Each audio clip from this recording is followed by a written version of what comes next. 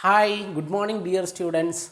So, today we are going to discuss a topic that is work energy theorem. This is the main topic we are going to focus.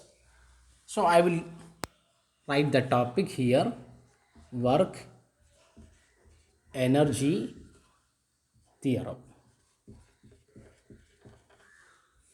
Okay, yes, right. So, in order to understand this topic very well, we have to know what is work, we have to know what is kinetic energy.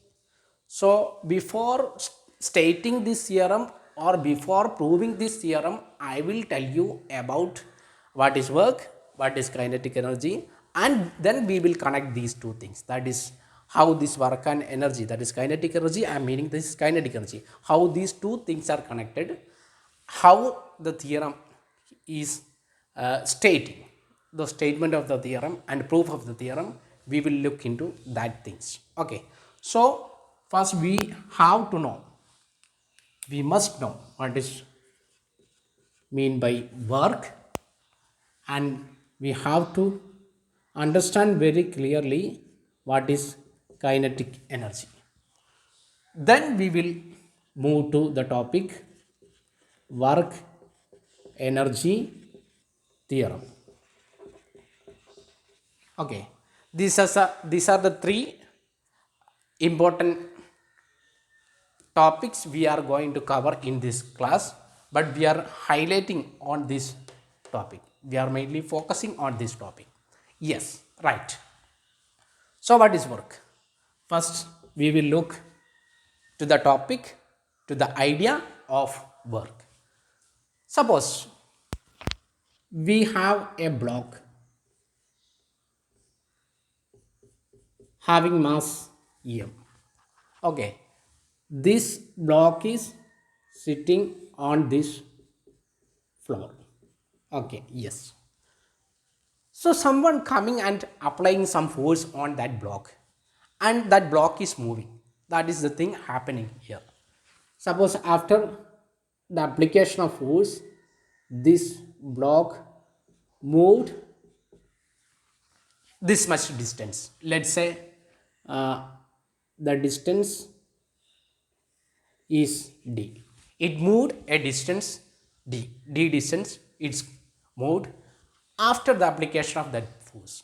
Okay, the force can be in, let's say this is x direction. The force can be applied in this way. Can be applied in this way. Force. So we can say that that force is in along the x direction, and we can also apply the force in some angle also. Okay, so for generalization we are taking a force which is applying in this way. In this way means like this, it is coming from here like this. In this direction we are applying a force, but not that after the application of this force, this block moved a distance d along x direction. That is the main thing we are focusing.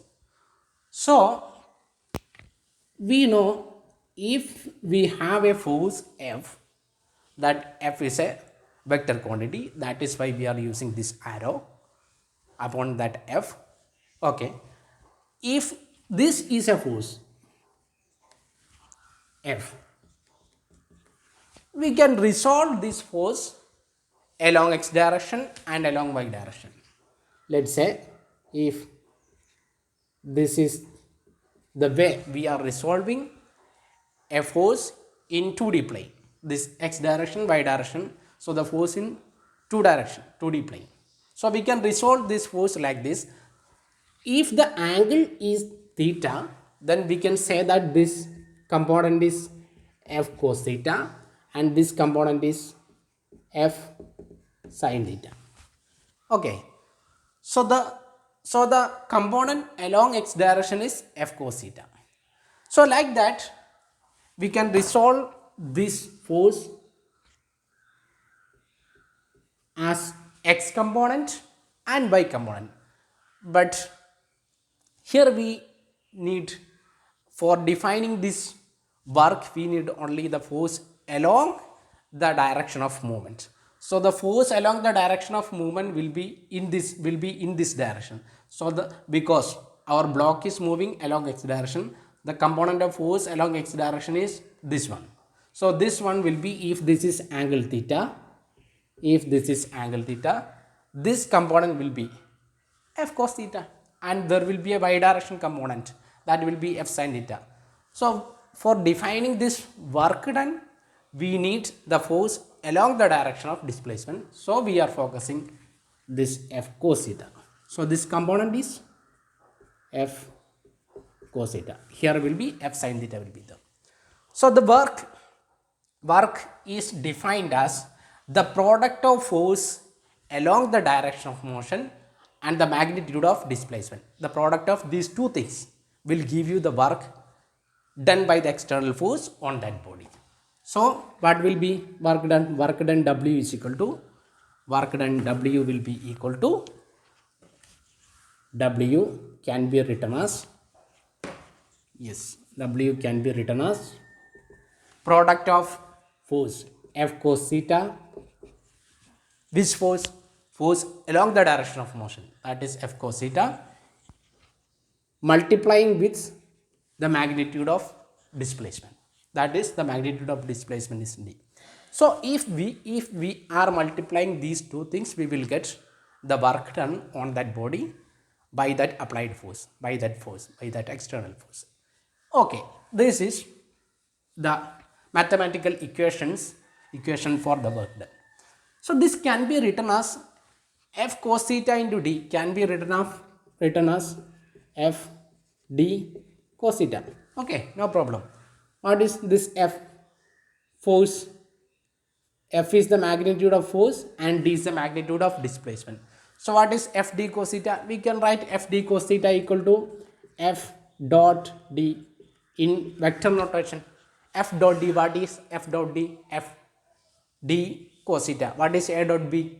Vector a dot vector b is a b, magnitude of a, magnitude of b into cos theta. Theta is the angle between a and b. Like that, if there is a vector that is force, and if there is a displacement vector d, and the angle between them is theta, then we can say that f dot d equal to magnitude of force F into magnitude of displacement d into cos theta. We can say like that. So work done generally we can define as F dot d. That is the thing. Sometimes this cos theta will be equal to, sometimes it can be 1. So we can simply say that force into displacement. If this theta equal to 1, we can say force into displacement. Like that also we can say. So the general equation is F dot d, that is F d cos theta. That is the expression for this work done. So that is the idea. Then second thing, we need to know what is kinetic energy. Okay. So next we are going to discuss what is kinetic energy. It's very simple. What is kinetic energy? If a body having mass m is moving, and for a moving object we will have some velocity v, let's say some velocity v will be there, then the kinetic energy of that moving body having velocity is defined as kinetic energy of moving body Ke. Simply we can write it as Ke, kinetic energy. Okay, so this kinetic energy will be equal to half into mass of that object into velocity square. This is the expression for kinetic energy. Kinetic energy is equal to half mv square. Actually, in vector form, we can write this as kinetic energy equal to half into m into vector v dot v. In vector notation, we can write like this. So v dot v, what is v dot v? V dot v equal to v square. V dot v, this will be equal to v square. So that's why we are writing it is half m into v square, this one. So that is why we are writing in this way. Anyway, v dot v is a dot product Dot product is a scalar product. Scalar product is there and vector product is there. Vector product is V cross V will be vector product. V dot V will be scalar product. Anyway, this is a scalar quantity. Kinetic energy is a scalar energy, any energy. Energy is a scalar quantity. So here we are getting V dot V. That's also a dot product is also a scalar quantity. So this is the expression for kinetic energy. So this is the idea behind this kinetic energy. Simple. The energy associated with a moving object having velocity V, then we can say this kinetic energy is equal to half mv square. This is two things. We need to understand work energy theorem. So now we are going to the idea, the main idea, work energy theorem. We are defining the work energy theorem and we will prove that work energy theorem. Okay. So what is work energy theorem? Work energy theorem states that the work done by external force on a moving object is equal on an object, not moving object. After applying the force, there will be some movement will be there. Force is for changing. We already studied that motion in a straight line.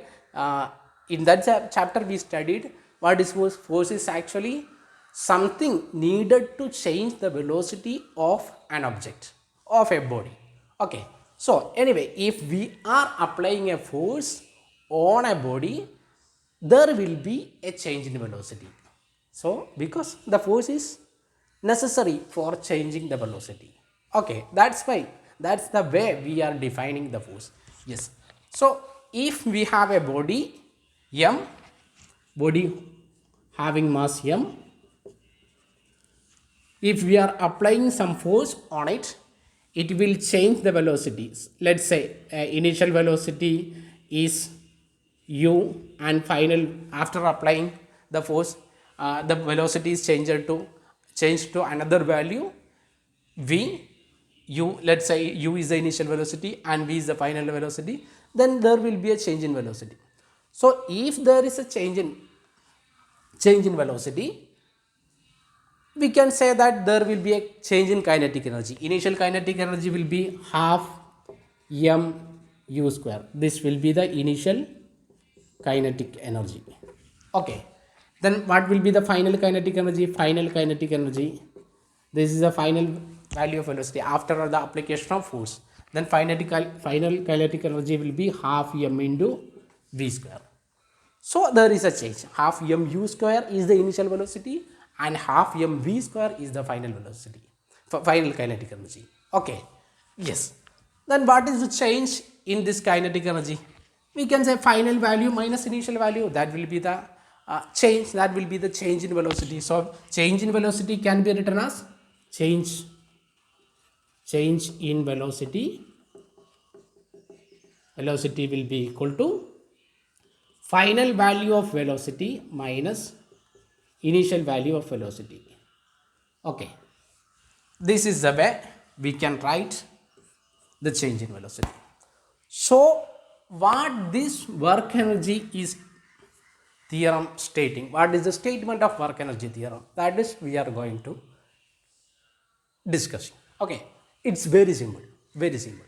Means the work energy theorem is stating that, it is saying that the work done on a body by an external force will be equal to the change in kinetic energy. Again, I am repeating, the work done on a body by an external force will be equal to the change in kinetic energy. What is change in kinetic energy? It is here, half m final kinetic energy by mv square, half m u square. Okay, this is the statement, simple statement. The work done is equal to change in kinetic energy. That is the simple way. Simply we can say like that. The work done on a body by an external force will be equal to the change in kinetic energy on that body. This is a statement of work energy theorem. And now we are going to prove this work energy theorem by using Newton's equation of motion. You know, you already studied from motion in a straight line chapter. There is basically three kinematic equations of motion, and one of the equation is, I will write it here. One of the equation is v square is equal to u square plus 2s. This is a kinematic equation. From this equation we will prove this statement, that is the work energy theorem. We will reach to this equation from this equation. So we can prove that work energy theorem is holding very well. So next we are going to prove this theorem, work energy theorem. So I think I can rub this. Shall I? Yes. Okay. These are the initial things you have to know before discussing this work energy theorem. Okay, now we are directly moving into the proof of work energy theorem. Proof. Yes. Okay. The proof is very simple. We are starting from a known equation, that is Newton's kinematic equation. So we know that v square is equal to u square plus 2s. This is the kinematic equation. See, I am doing a simple rearrangement, that is v square minus u square is equal to 2as. Just taking this u square to left side, then the sign of that u square will change.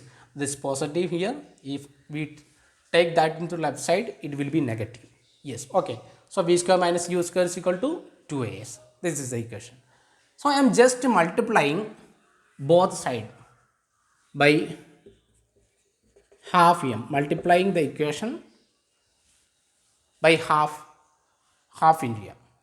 We have to multiply both left side LHS and RHS to maintain that equation, to without changing the total outcome of that equation. So we have to multiply on left side and right side. That is the way we are doing in mathematics. Okay. So just multiply half m both side, we will get half m into v square minus u square equal to again half m into 2as. So I multiplied half m left side and right side, LHS and RHS. Okay, just take this half m with v square and half m with u square, and here also this half m with 2as. So we can, by expanding this, we will get half m into this v square minus half m into this u square minus half m into u square. Okay, right, simple, very simple. Then this 2 and 2 will be cancelled, then m into a into s will be there. So what is we have, I think you know these letters, but these letters are indicating v is already, we told that v is final velocity, u is initial velocity, and a is acceleration and s is the displacement. While discussing that, the idea for we used d for the displacement, d, but here it is using s. Anyway, s or d both are same. So s represent the displacement. Okay, yes. So look at this equation. What is this ma? Mass into acceleration. A is the acceleration. Okay, a is the acceleration. And what is ma? Mass into acceleration. That is force. Simple. So we can write it is, this will be equal to half mv square minus half mv square mu square equal to m into a. M into a is force. Force into displacement. F into s. So we arrived half mv square minus half mu square equal to force into displacement. What is force into displacement? We already told that work done is equal to force F dot d. I am writing s instead of d, I am writing s. F dot s. Force dot with s. This is the way we can write. If we are considering a case where angle cos theta equal to 1, angle theta is equal to 0. So force and displacement are in same direction. We can say force into displacement. Fs cos theta will be equal to 1 if angle theta equal to 0. F we can write force into displacement. So like that, here we are arriving a term like this, force into displacement, that is force into displacement, that is work done W. Okay, so we can write half mv square minus half mu square equal to force into displacement, that is work done. So work done equal to change in kinetic energy. Here it is coming like this, W is equal to, we can write in reverse order. So W is equal to work done equal to half mv square minus half mu square. Half mv square minus half mu square is the change in kinetic energy, that is equal to work done. So we reached the final expression which is indicating work energy theorem from Newton's kinematic equation. So we proved this theorem. So it's very simple, very simple, very simple. Okay, so this is idea. So what we discussed today is, we discussed what is the idea of work, what is kinetic energy, and we connected this changing kinetic energy with the work done. So, and we stated that work energy theorem and we proved this work energy theorem.